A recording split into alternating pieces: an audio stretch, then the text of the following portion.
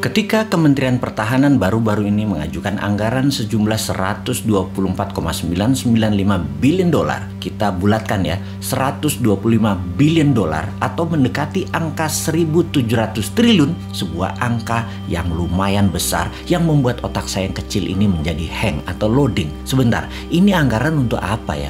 Beli senjata atau bikinan senjata dalam negeri nih. Grand Plan Pertahanan negara arahnya bedil-bedilan atau model Tiongkok, menaklukkan negara lain tanpa bedil, pakai smart dan soft power, bukan hard power. Kita semua tahu hard power itu old mind, kuno, harus dikombinasi dengan soft dan smart power, model Tiongkok lah.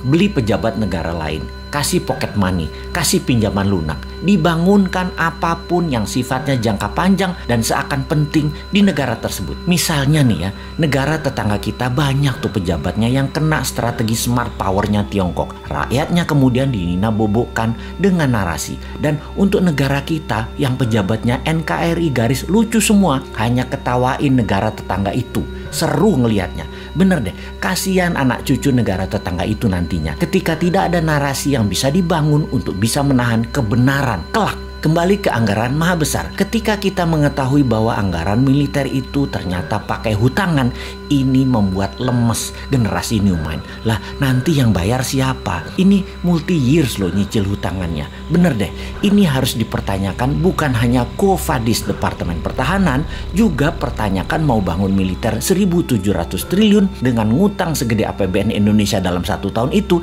kita baliknya dapat apa? Sekarang aja utangnya sudah 6.500 triliun, ditambah BUMN yang minusnya banyak, PLN minus, KAI minus, Garuda minus, serta banyak lagi yang angkanya bikin gemeter new mind. Kalau old mind sih nggak gemeter, karena memang mindsetnya bisanya ngutang. Biasa itu ngutang bagi mereka.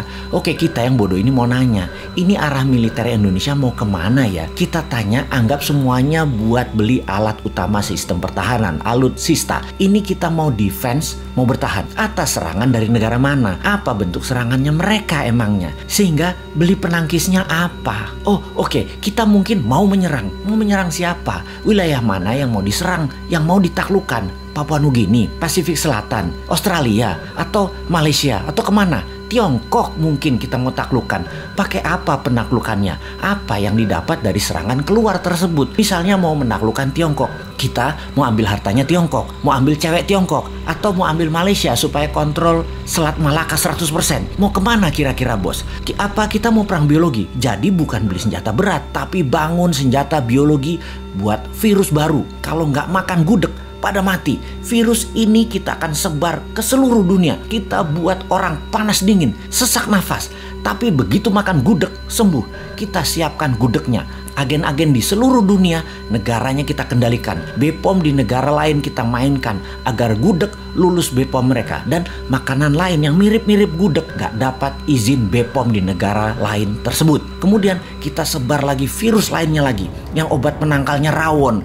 Kemudian virus yang obat penangkalnya empek-empek, nasi padang, dan lain sebagainya. Nah, kalau perangnya begini saya dukung dah. Atau kita beli HARPS. Kita ubah cuaca, kita bikin Papua ada salju agar Indonesia ada 4 musim di Indonesia bagian timur. Di Maluku, Nusa Tenggara, Papua ada salju. Bayangkan di Maluku dan Nusa Tenggara ada salju, ada pantai. Keren abis. Di Papua akan ada ski resort, banyak. Kayak di Swiss, gila nih Indonesia kerennya. Sementara di Indonesia bagian barat dan tengah seperti biasa, hanya 2 musim. Lupa, ada musim pilkada sama pilpres ya, sama musim duren. Maaf nggak kehitung. Tapi ini tapi loh ya, saya ini yang bodoh ngaku pinter Nan Sontoloyo selalu curiga kalau ada anggaran multi years sampai jabatan selesai masih ada kewajiban yang ditanggung renteng. Maksudnya begini, di akhir masa jabatan presiden sebelum ini ada juga lembaga yang last minute kira-kira 2 tahunan terakhir masa jabatan beli alat-alat multi years sampai 10 tahun ke depan. Sehingga pejabat di presiden baru Pak Jokowi periode 1 departemen itu anggarannya hanya untuk membayari utangan dari kebijakan multi years pejabat sebelumnya. Bahkan sampai sekarang masih nyicil sehingga departemen itu kering sekarang.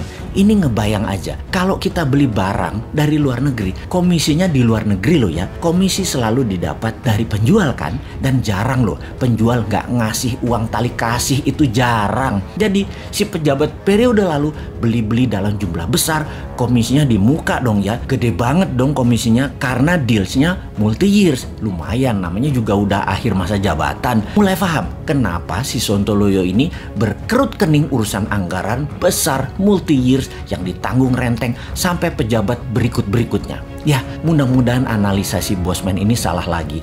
Karena kayaknya amanah kok pejabatnya. Calon presiden kemudian kok. Pasti maha suci.